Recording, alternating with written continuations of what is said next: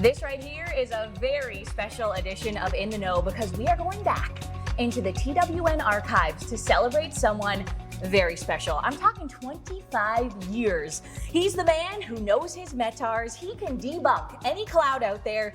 He's a football fanatic, a fishing fiend, and most importantly, he has made one of the biggest impressions on how forecasting and weather is explained across Canada. I am talking about the one, the only meteorologist, Chris Murphy. Hey, Rachel. Chris, Wow. 25 years here at TWN. And it's gone like a blink of an eye, but at the same time, a lot has happened. I bet. So when you first walked through these doors, did you always want to be on the green screen? Did you always want to be doing that? Well, you know, Rachel, I love fishing, but I have been chased off lakes so often between snow squalls and thunderstorms, but it was a hailstorm that I was fishing with a former boss of mine back in the day that was the proverbial straw that broke the camel's back. I said, never again is this happening to me. So I put my resume in, made a demo tape, sent it to the Weather Network, and well, here we are. Oh, and you have been such a staple here at TWN. You have taught meteorologists and weather presenters across the country how to deliver an amazing forecast, an interesting forecast.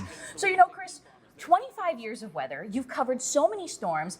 When you're in your 80s and your 90s, and you're thinking of this career here at TWN, what are some of those storms that you're never going to forget? You're going to be telling people, I remember when. Yes.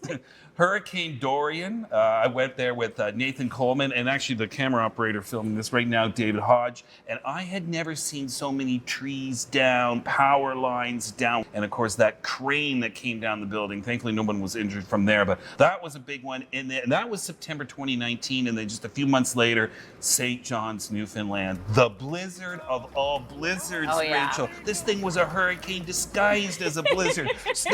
We were measuring snow not in inches, but in 2/3 of a Murph.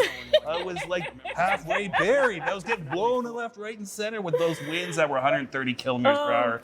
I felt like Gilligan. I was, fittingly, I wore red. It's a 3-hour tour from Toronto to St. John's.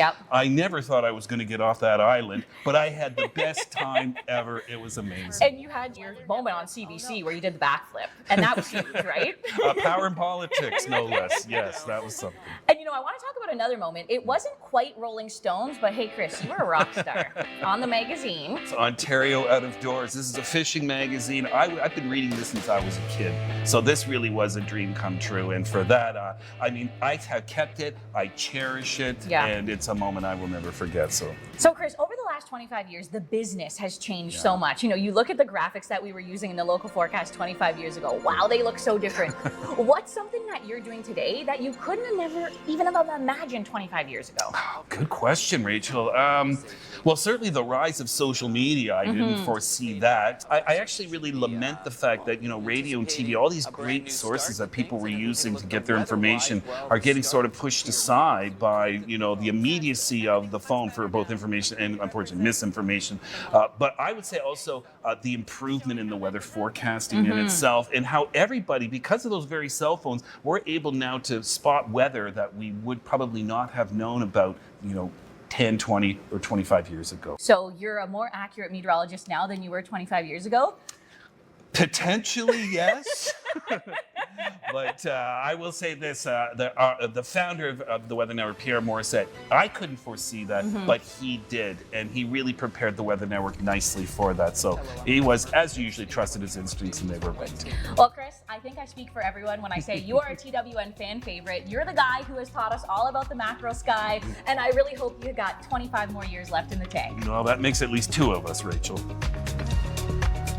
Wherever you are, get a precise weather forecast by activating your location in the Weather Network app.